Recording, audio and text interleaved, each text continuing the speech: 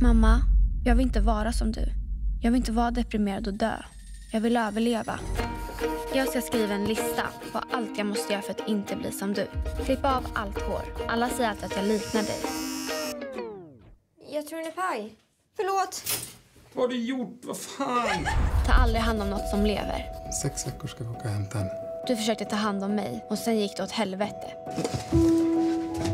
Vad händer om man korsar en abborre och en mört? Bara. Det blir abort.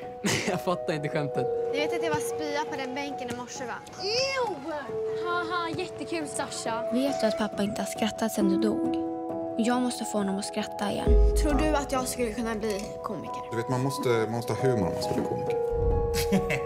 Jag är en gurka. Bli comedy queen.